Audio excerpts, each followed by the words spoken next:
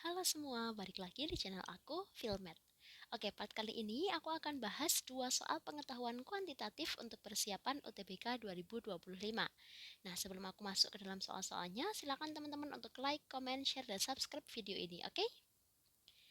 Nah, di soal yang pertama, di sini materinya tentang bangun datar ya.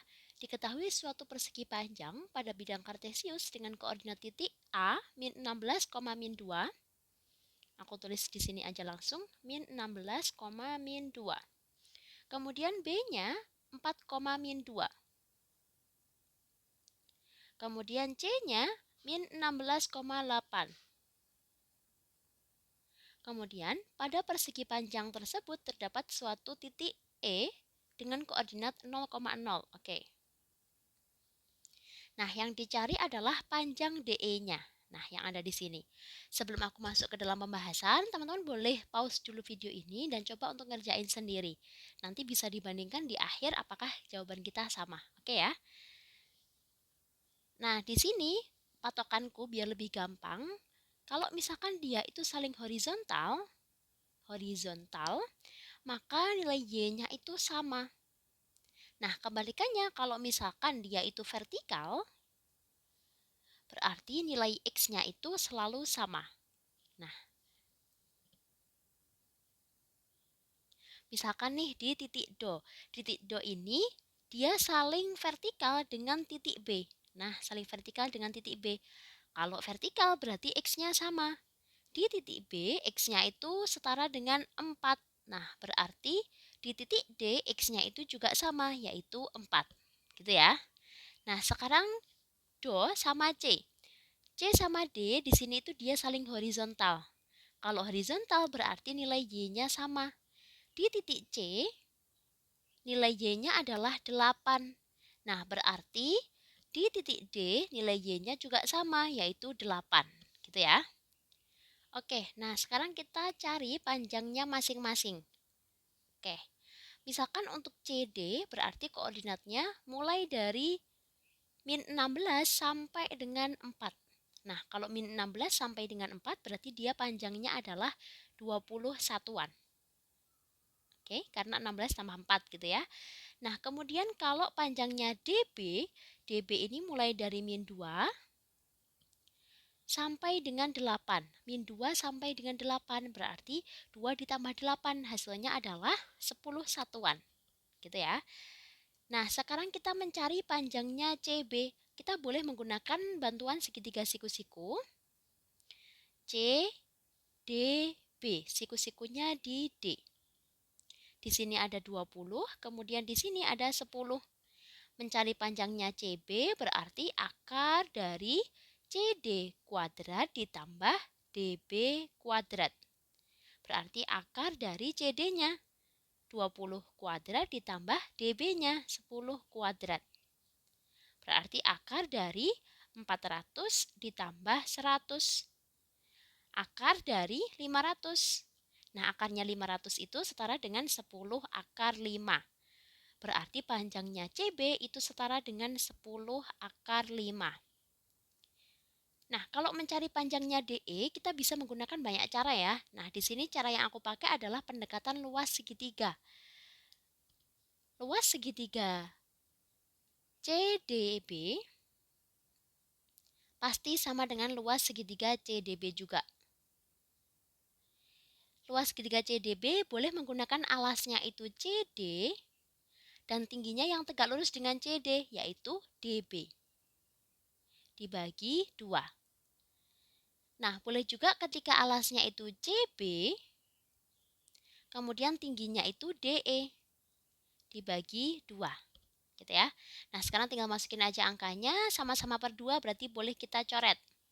Kemudian panjangnya CD tadi 20, panjangnya DB 10, panjangnya CB 10 akar 5. Nah, dikalikan DE. Boleh kita sederhanain aja, 10-nya kita coret. Nah, berarti tinggal 20 sama dengan akar 5 DE. Sehingga untuk mencari DE-nya sama dengan 20 dibagi akar 5.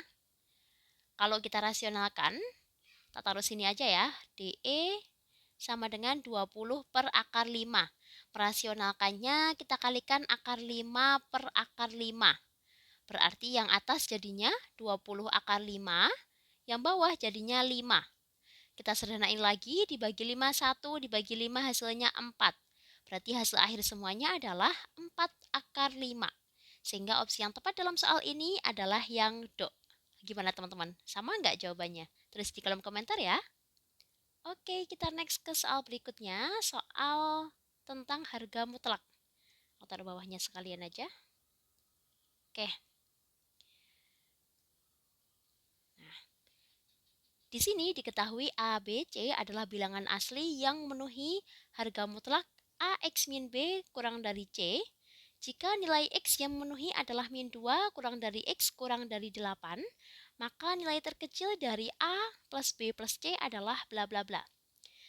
Oke, kita masuk ke definisinya nilai mutlak sendiri. Kalau misalkan ada bentuk harga mutlak X kurang dari A, nah harga mutlaknya yang dikurang dari ya, itu nilainya setara dengan negatif A kurang dari X kurang dari A. Gitu ya.